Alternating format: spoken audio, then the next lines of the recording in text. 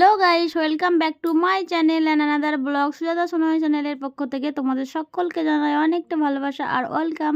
তো নিউ একটি ব্লগ শুরু করতে চলেছি। সকলে ভালো আছো আর সকলের সুস্থতা কামনা করে আমি আজকে নিউ ব্লগটি শুরু করতে চলেছি। দেখতে থাকো, আশা করি ভালো লাগবে। সকাল সকাল সকলকে জানাই গুড মর্নিং। আর এখানে দেখতে পাচ্ছ চা হচ্ছে, আর এই যে পাটের শাক দেখালাম অনেকটা, তো ওই পাটের শাক ভাজা হয়েছে। আর এখানে হয়েছে মানে লাউ দিয়ে ডাল একটা, এটা সকালবেলা বাবার জন্য রান্না করেছিল। আর এখানে আছে রাতের মাংস কষা। আর এই যে দেখতে পাচ্ছ মাছের ডিম রয়েছে অনেকটা, এই মাছের ডিমটা মা কী করবে ঠিক জানি না। আর এখানে দেখতে পাচ্ছ বাবার ভীষণই শরীর খারাপ, বাবা খুব অসুস্থ হয়ে পড়েছে, উঠতে পারছে না, পায়খানা বমি হচ্ছে বাবার। এই যে ওআরএস নিয়ে এসেছি, লিকুইড ওআরএসগুলো। আর এখানে বাবার জন্য মেডিসিন নিয়ে আসলাম। এখন এই যে 4টে ওআরএস এনেছি, এগুলোই খাবে। আর বাবা হঠাৎ করেই রাত থেকে পায়খানা বমি আরম্ভ হয়ে গেছে, গরমের জন্য হয়তো, যেহেতু বাবা রাজমিস্ত্রি কাজ করে। বাবা দেখো অত বড় মানুষটা আর নড়াচড়া করতে পারছে না। আর সকালবেলা তখন আমি উঠে দেখছি বাবার এই অবস্থা, তো আমাকে কেউ ডাকেনি, আমি পাশের ঘরে ঘুমিয়েছিলাম, অনেকটাই লেটে উঠলাম।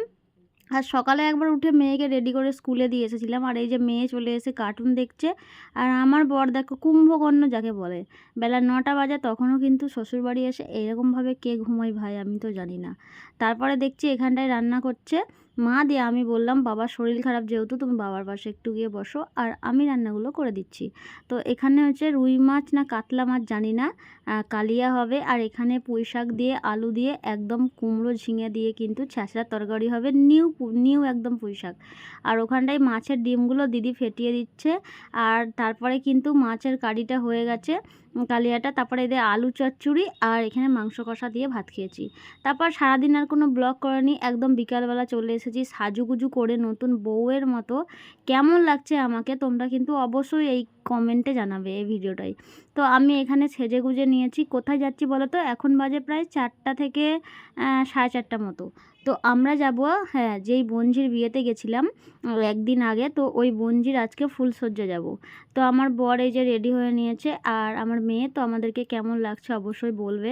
আর আমরা একটু সামনে হেঁটে হেঁটে গিয়ে কিন্তু টোটোই করে যেখানে বাসটা দাঁড়াবে ওখানে দাঁড়িয়েছিলাম। তারপরে দেখতে পাচ্ছ সবাই একটা করে ডালা নিয়েছি আর কিন্তু ঢুকে গেছি কন্যাযাত্রী এই যে বরের বাড়িতে। তো দেখতেই পাচ্ছ কত লোকজন ভিড়, আমরা কিন্তু সেই মাত্র এলাম। আর এই যে বাড়িটা লাইটিং করেছে না, এই বাড়িটাই কিন্তু আমার বোনঝির বিয়ে হলো।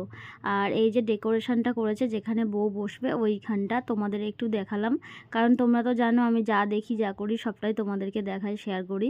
তো এখানে দেখতেই পাচ্ছ কন্যাযাত্রী আসা মানে ঘিরে ধরবে মেয়েকে, তোকে কে কী দিল, কেমন আছিস, সেই কী খেয়েছিস। আর এই যে জামাই দেখতে পাচ্ছ, জামাই বাবা জীবন পাঞ্জাবি পরেছে, ওড়না ইয়েলো আর রেড কালারের, এটা হচ্ছে জামাই।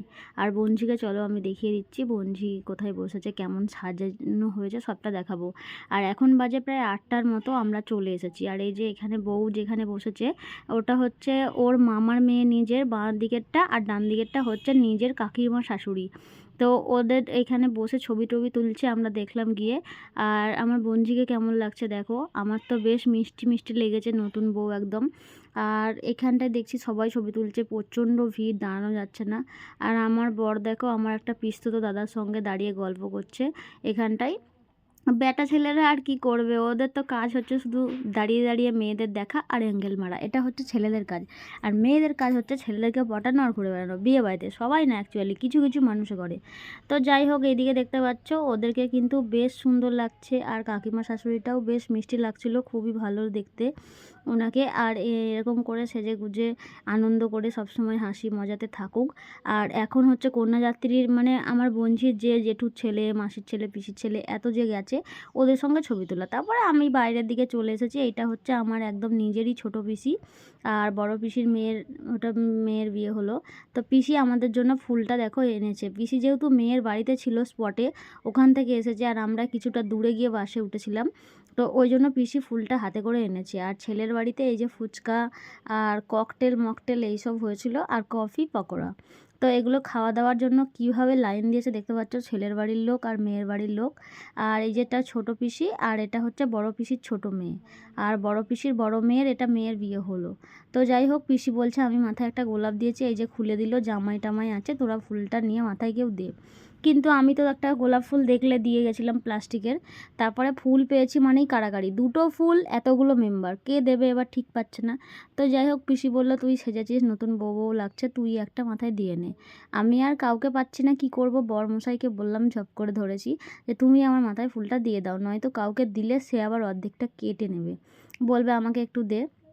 তো ও যেহেতু ছেলে অতটা ঠিক করে লাগাতে পারছে না, খুলে খুলে পড়ে যাচ্ছে ফুলগুলো। তো যাই হোক করে আমার বর আমাকে ফুলটা লাগিয়ে দিচ্ছিল, আর আমি এখানে দাঁড়িয়ে আছি। আর এইদিকে দেখো আমার দিদি সেজেছে, এদিকে বড় বৌদি।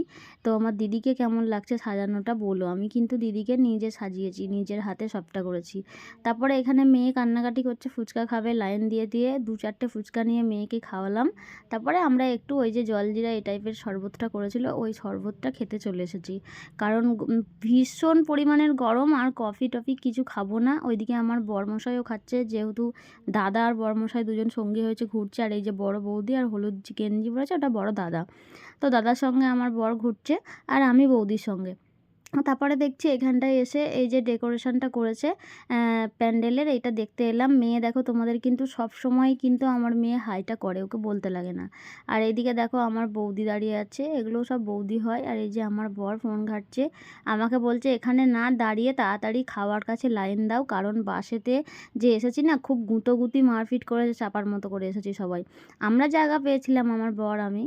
তো যাই হোক, বাবরমশাই বলতে চাইছিল যে তুমি গিয়ে জায়গাটা পাবে, তাড়াতাড়ি খেয়ে নাও। তো প্যান্ডেলেও ভীষণ মারাত্মক লেভেলের ভিড়, প্রচণ্ড লোকের আয়োজন ছিল। তারপরে আমরা একটু মেয়ের বাড়ি এসেছি, আর মেয়েটা কোথায় বিয়ে দিলাম দেখবো না, সেটা তো হতেই পারে না, তাই না। ওই দোতলার ওপর উঠে এলাম সিঁড়ি দিয়ে, দেখতে পেলে এটা ঠাকুর ঘর, এই একটা ঘর। আর এটা হচ্ছে মেয়ের বাবা, এটা মেয়ের ওই যে কাকিমা শাশুড়ি ফটোশ্যুট করছিল ওনার ঘর, আর এটা হচ্ছে আমাদের মেয়ের ঘর। তো এই ঘরটাকে দেখো, যেহেতু ফুলসজ্জা ফুল দিয়ে খুব সুন্দর করে ডেকোরেশন করেছিল, আমার তো বেশ ভালো লাগছিল। আর এটা হচ্ছে আমার বোনপো একটা, এটা আমার জেঠুর মেয়ের ছেলে। তো বোনপো আর বড় বৌদি মামি ভাগ্নি মিলে ছবি তুলাতুলি করছিলো। তো আমি বারবার বলছিলাম একটু সর না, আমি একটা একা তুলবো, মানে আমার খুব ইচ্ছা একা তুলবো খাটের পাশে দাঁড়িয়ে এরকম। তো তারপরে কি কি জিনিস দিয়েছে ওগুলো তোমাদেরকে চলো ঘুরিয়ে ঘুরিয়ে আমি সবটা দেখিয়ে দিই। আর খাটের ডিজাইনটা এরকম করে সাজানো হয়েছে দেখালাম। এখানে একটা ড্রেসিং টেবিল নিয়েছে, আর একটা শোকেস নিয়েছে, আর একটা আলমারি নিয়েছে, তো গোদরেজের, আর একটা আলনা রয়েছে, দেখতেই পেলে তোমরা। তো ওইটা হচ্ছে মেয়ের বাবা। তো আমরা ঘর দেখতে এসেছিলাম, ঘর-টর দেখা হয়ে গেছে, এবার চলো নিচেই নেমে পড়ি। এবার নিচেই নেমেছি, এই যে দেখতে পাচ্ছ এই তত্ত্বগুলো কিন্তু মেয়ের বাড়ি থেকে নিয়ে আসা হলো, ডালাগুলো। তো তারপরে নিচেই নেমে আর কি দেখবো বলো, ফটো তোলা তো শেষ হচ্ছে না, যারা তুলছে তুলেই যাচ্ছে, আমাদের আর ফটো তোলার দরকার নেই। ওইদিকে দিদি, বড় বৌদি, দাদা আর ভাইপো বসেছে, আর এদিকে আমি, আমার বর, মেয়ে আর ছেলের বাড়ির 2জন। আর এইদিকে দেখো খাওয়া দাওয়ার পরে এসে দেখছি কি নাচছে, মানে ওই যে গানটা হয় না, চোখ তুলে দেখো না কে এসেছে, বিয়েবাড়ি মানে এই গানটা হবে না তো হতেই পারে না। যাই হোক, প্রচুর নাচানাচি করছে, আর এত চেঁচামেচি করছে, খেতে বসে শান্তিতে খেতে পারছি না। আমি ভাবছি বাবা খুব মনে হয় এনজয় করছে, ওরা এত নাচছে চেঁচাচ্ছে। তো আমি দেখবো দেখবো এক্সাইটেড ছিলাম। তারপরে এখানে দেখছি এসে বউ বর দুজনে মিলে হাত ধরে টানাটানি করছে, মানে জামাই বলছে আমাদের বুনঝিকে নাচানাচি করার জন্য, এই যে দেখতে পাচ্ছ হাতটা ধরে নাচাচ্ছে। তো আমার বুনঝি এমনিতে নতুন বউ একটু লজ্জা পায়, বাকি আমার বুনঝি একটু বেশি লাজুক, আমাদের সঙ্গেও আগাগোড়াই লজ্জা পেত কথা বলতে। তো ও তো নাচবে না, দেখতে পাচ্ছ চুপ করে দাঁড়িয়ে আছে কার্টুনের মতো। আর আমরা কিন্তু বারবার ওকে পাশ থেকে চেঁচামেচি করে ডাকছিলাম যে এই নাচ নাচ করে। আর ওর হচ্ছে বর একাই, কোনো বোন নেই।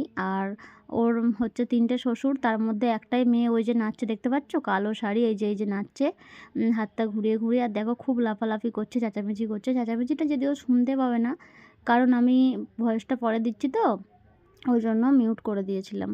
তো এইখানে যারা নাচছে সবই ওদের আত্মীয়। তো দেখো কিভাবে লাফাচ্ছে, ওই যে ওই গানটা বললাম ওই গানটাই হচ্ছে। আর যখন আমার বোনঝি দেখলো নাচলো না, তখন জামাইও আর জোর করেনি, আর জামাই নাচতে চায় না, আমি দেখলাম যতটা বুঝলাম।